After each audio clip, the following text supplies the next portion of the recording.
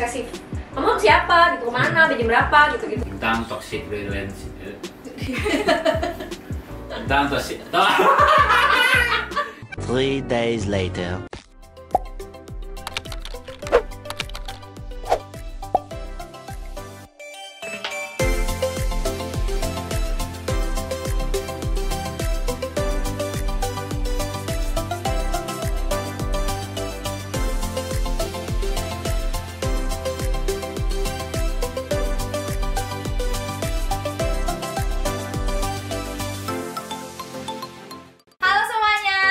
Di Wow Ya, we answer what you update.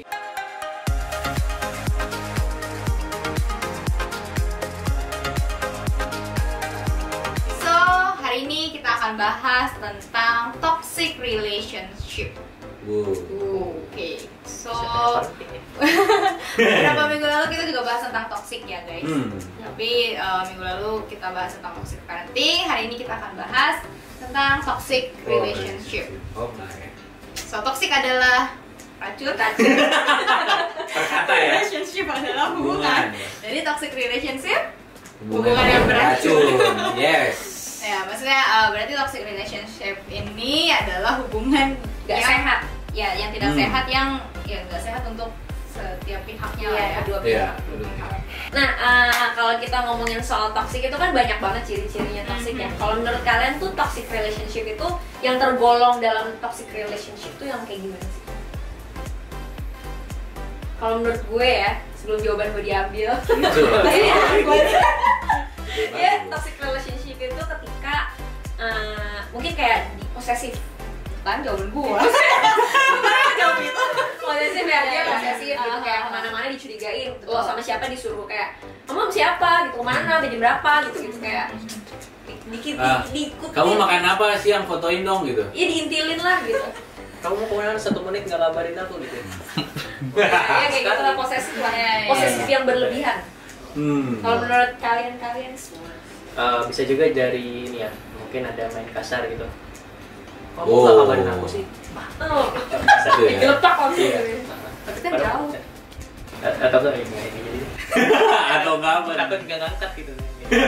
Oh, lucu biasanya. Mau lucu biasanya.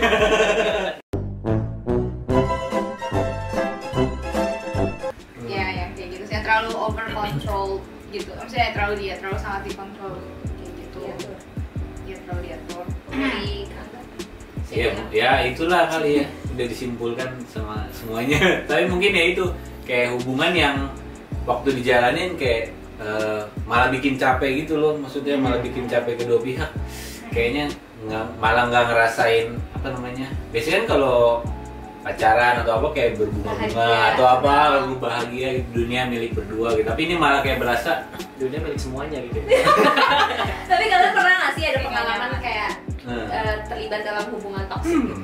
Mungkin nggak sekarang, mungkin beberapa tahun lalu kalau boleh flashback, mungkin dengan mantan yang berapa gitu. Kalau dulu nggak ada relationship berarti udah segini sedih. Sama sih dulu juga kan. Ada. Sih mungkin. Nggak tahu sih, paling kayak nggak ada sih kalau toksik enggak sih. Bagus. Enggak. Pernah dulu. Itu udah lama ya. Tapi ya gitu modelnya, kayak maksudnya kayak nggak, ya mungkin kalau awal-awal gitu kali ya, awal-awal masih berbunga-bunga ya namanya. Dulu masih SMA. Terlihatnya diperhatiin gitu ya. Iya, SMA mau transisi ke kuliah lah gitu. Berasanya itu kan pas udah beberapa bulan kok kayak capek gitu loh, kayak capek gitu. Tapi mungkin juga banyak faktornya, beda keyakinan gitu-gitu. Tapi waktu menjalani juga yang kayak begitu, apa? Posesif gitu, yang kayak setiap malam harus teleponan, tiba-tiba kayak gitu. Makanya kadang-kadang jadi malah kita kayak pura-pura ketiduran. Berarti Kayak dulu gitu. putus pulsa dong ya? Dulu kan belum internet. Iya, enggak, dulu kan malah kayak yang apa namanya, udah di atas jam berapa, teleponnya murah kan dulu gitu. Ya, yang bisa teleponan sampai pagi gitu. Yang gitu-gitu dulu. Jadi nanti teleponan ya di atas, kalau nggak salah tuh dulu di atas jam 10. Yang ngerti ceritanya berarti orangnya udah tua ya. Berarti kalian seumuran sama. Waktu belum ada WhatsApp dan BBM ya, jadi ketahuan lah itu udah tahun berapa gitu. Cuman ya begitu gitu. Sebenarnya kayak kita nggak jadi menikmati hubungan itu lagi gitu. Jadi kayak cuman pengen menghindar dan lari. Berarti kalau kalian ngerasa kalian jadi kok gue rasanya nggak mau ketemu sama pacar gue ya gitu, kayak aduh udah deh kalau bisa gue nggak usah ketemu deh gitu hari ini gitu. Malah bikin itu jadi beban kalian, berarti kalian itu udah termasuk dalam toxic relationship. Jadi kalian harus lebih telaah lagi tubuh kalian. Nah menurut beberapa sumber yang gue dapet nih, ciri-ciri dari toxic relationship itu yang pertama adalah selalu dikontrol oleh pasangan dan selalu diatur, terlalu kayak lu belum jadi sah aja tapi lu udah ngatur banyak banget gitu kan.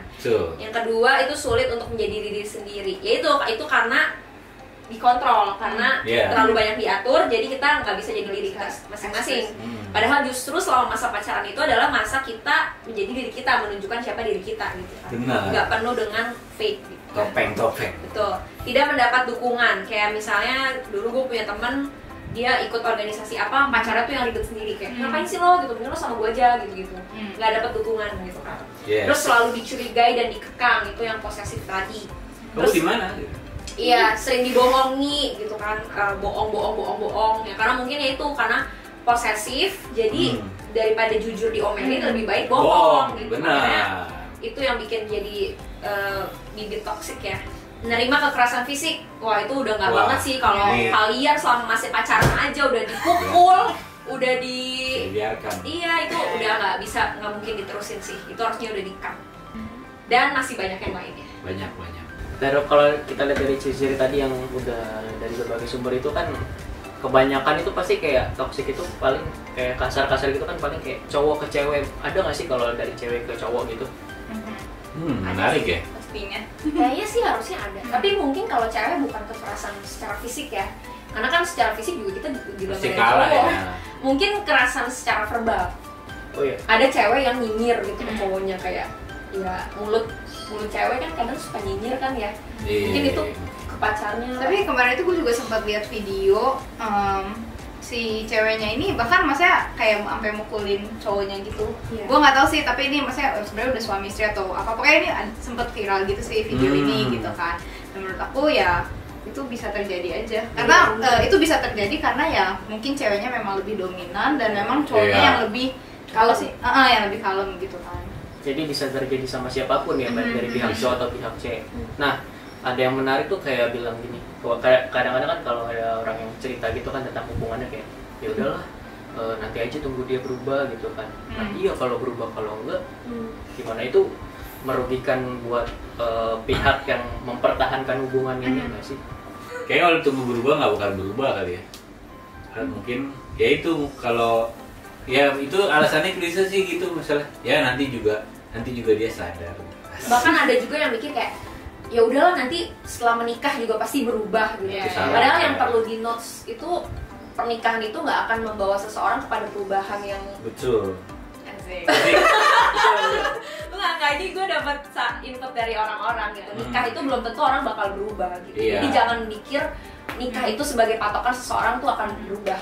Karena ya perubahan itu kan harus dari dalam diri orang itu sendiri kan. Dan harusnya udah dilatih dari sebelum mereka menikah nggak sih? Iya. Sebelum misalnya contohnya sebelum menikah aja suka mungkin main fisik tadi, kekerasan fisik gitu. Ya mungkin kalau udah nikah ya lebih parah gitu. Bukan nanti kalau udah menikah pasti dia jadi lebih sayang. Ya enggak lah gitu. Malah pas udah nikah udah sah, wah ini kekuasaan udah ada di tangan gua nih gitu. Orang tua udah nggak intervensi lagi kan, udah berdua aja. Jadi salah sih sebenarnya kalau nanti juga dia berubah gitu. Malah mungkin ya itu tugas kita sebagai pasangannya, mungkin membantu dia untuk berubah gitu. Sama lebih mungkin apa ya, berpikir lebih lagi ya. Kalau memang dia punya kesempatan buat berubah ya baik sih ditunggu, tapi kalau memang kayak kayaknya nggak memungkinkan kita tunggu nggak berubah gitu ya. Jadi ya udah lepasin aja gitu. Nah terus bagaimana sih cara kita melepaskan dari hubungan yang toksik ini, melepas dari hubungan yang toksik ini? Pasti harus apa ya? Satu sih menurut aku itu tuh harus kitanya sendiri tuh siap. Seringkali tuh maksudnya orang nggak mau lepas itu karena mereka ngerasanya tuh kayak gue kalau lepas gue nggak dapet yang baru, maksudnya kayak gue nggak dapet pasangan lagi nih gitu. Maksudnya banyak orang yang kayak ngerasa ya kalau misalnya gue lepas gue udah susah lagi nyarinya kayak gitu kan. Ini misalnya udah berapa tahun lah, misalnya pacaran berapa tahun, susah lagi mulai lagi gitu. Nah maksudnya pikiran-pikiran yang seperti itu yang seharusnya kita bangun ulang gitu, maksudnya jadi jangan apa ya punya pemikiran yang seperti itu, tapi coba kita ubah pikiran kita sendiri kalau memang kita mau lepas ya gitu. Karena menurut aku ya toxic relationship itu kan misalnya pasti sungguh sangat tidak sehat buat kita gitu kan, sangat merugikan. Bagaimana cara lepas dari toxic relationship? Seperti mungkin dari poin sebelumnya, kalau kita mungkin udah bantu dia untuk berubah gitu mungkin kita udah kasih nasihat atau pokoknya kita udah usahakan cara agar pasangan kita berubah gitu, tapi nggak ada perubahan, ya salah satu caranya ya tinggalkan gitu. Kan nggak mungkin kita mau hidup dengan keadaan kayak begitu gitu, maksudnya nggak bakal punya masa depan yang baik. Kalau menurut aku kita lebih apa ya, cara untuk keluar dari toxic itu ya kita harus mencintai diri kita sendiri, kita menyayangi diri kita sendiri. Kita mau nggak diperlakukan itu dalam jangka waktu yang lama gitu, apalagi nanti ketika kita menikah gitu, kita siap nggak gitu.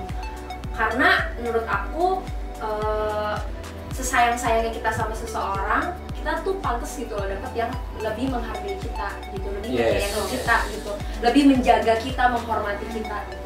Jadi kalau udah ketemu sama orang yang kayak gitu ya untuk apalagi dipertahankan gitu. Nah, bayangkan kan tadi kan melanjutin yang kayak tentang pikiran-pikiran gitu kan, pikiran orang-orang yang udah dalam toxic relationship kayak gue udah pacaran lama nih, terus juga kalau apalagi kalau ada dia sempet publish gitu kan di sosial media kayak apa kata orang kalau misalnya gue putus gitu kan ya, kayak ketakutan gitu kan terjadi kayak gitu. Nah mungkin apa ya, lebih terbuka sih gitu, lebih terbuka lebih lagi pikirannya kayak memang sih cinta itu memang harus ada yang dikorbankan gitu kan. Tapi kalau misalnya pasangan kita nggak mau berkorban buat kita, Betul. apa kita harus berkorban buat dia terus-terusan gitu Betul, kan ya? betul. Banget. Jadi harus seimbang lah ya. Harus seimbang. Jangan satu lebih banyak berkorban, satunya tersakiti, terzolimi. Iya, benar. Terus nih pesan-pesan buat mereka yang mengalami toxic relationship. Harus mengenali ininya mungkin ya, apa namanya tadi, ciri-cirinya dulu gitu. Tadi kan Ica udah baca, maksudnya ciri-cirinya tadi udah ada beberapa poin gitu ya. Mungkin yang sedang mengalami hubungan harus sadar poin-poin itu gitu. Kalau udah lihat bibit-bibit poin itu, ya itu mungkin harus ngajak ngomong pasangannya berdua, kayaknya kamu salah di sini gitu-gitu loh. Jadi kan hubungan harus berkomunikasi kan gitu. Jadi mungkin kita harus ajak komunikasi bahwa kamu salah di sini, mungkin terus kamu juga bisa kasih masukan ke aku salahnya di mana. Jadi berubah ke arah lebih baik gitu, biar nggak terjadi toxic relationship tadi gitu. Tapi kalau mungkin sekarang udah terlanjur ada di dalam hubungan yang seperti itu ya tadi lagi tetap balik, kita ajak pasangan kita untuk berubah gitu. Ya banyak lah caranya ya gitu, mungkin lebih dekat kepada Tuhan, terus ya mencintai diri sendiri gitu, mencintai diri sendiri dulu gitu. Ya banyak caranya, banyak banget gitu. Tapi kalau misalnya udah melakukan berbagai macam cara nggak ada kemajuan, nggak ada progres, ya kalian udah tau lah jawabannya gitu. Mungkin harus tinggalkan atau ya ambil keputusan. Ya memang kembali lagi pilihannya itu cuma dua, bertahan atau kamu tinggalin. Bertahan dengan segala macam konsekuensi yang ada ke depannya gitu, atau ya udah yang cepetnya udah tinggalin aja gitu. Karena kamu berharga, kamu tuh berharga banget gitu. Sayang banget kalau masa muda kamu, kalau selama pacaran kamu udah kekerasin kah, mungkin mengalami kekerasan verbal ataupun fisik gitu. Sayang banget.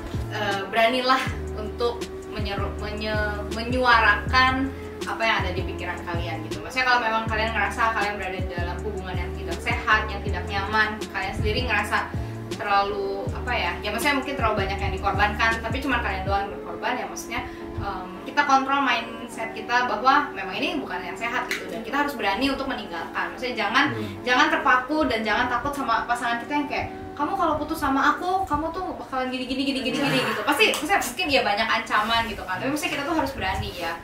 Ya terserah deh, kamu lebih berani untuk disakiti selamanya atau kamu lebih berani untuk coba mencari yang lebih sehat gitu.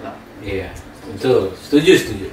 Kalau bagus sih lebih kayak relationship itu harusnya itu masa dimana kita tuh buka mata lebar-lebar ya, melihat bukan hanya dari fisiknya tapi melihat dari karakternya sampai kedalamannya. Ini orang nih kedepannya bakal kayak gimana sih, bakal punya karakter seperti apa sih sama kita. Dan relationship itu harus ada prinsip tentunya. Kenapa bisa terjadi toxic itu pasti nggak ada prinsip di dalam hubungan itu, nggak ada batas-batasan yang mungkin disepakati bersama, atau mungkin nggak ada diskusi tentang kedepannya. Nah itu penting sih, karena orang yang punya